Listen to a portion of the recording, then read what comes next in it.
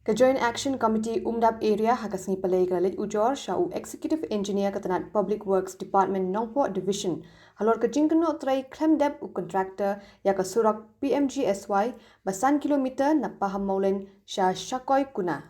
Kesurak paham maulen Shakoi Kuna kadi kesurak ke Bakongsan berubut lum ya kipajba jongki babun kisnong ke Ribhoi kamtam ya kasnong Umdap Berngi Umdap Dimu paham sobor Umjong Khongwing bat Shakoi Kuna.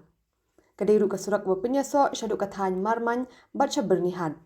Kinong ilam ke GAC hapau ke jinglam u chairman ba Lawrence Nongrum haringkat kirang basnong kle kendu yu executive engineer ke PWD ba M Perbot bat dawa baun betha yu contractor baun trei pendep no ya kini kesurak kepala kata syikat dai ya kelit kawan upai ba namar ke jingsniu bat khoru khoram. Kaliang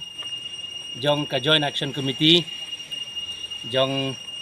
kathan Umdap area rangkat kajing sendan lang ki rangba kiseng longkemi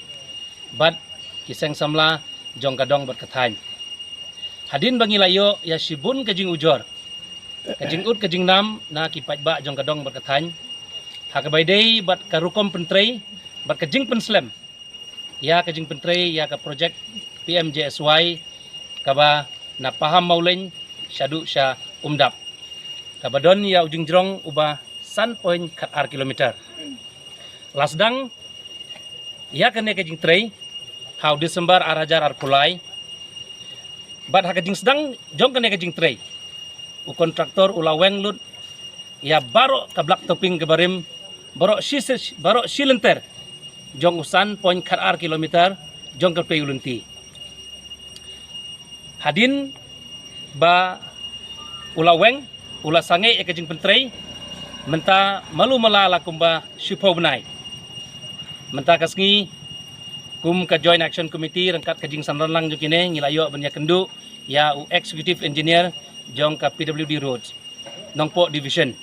na ka benta banbu da kajing tho hakakti jong u executive engineer. Ubah Lawrence ula pendam juri new contractor ubalawan benti ekusurak bat klong tangi karong kebarim klem dawan pat ban siang rong themai kabla penserto ekalit kawan upajba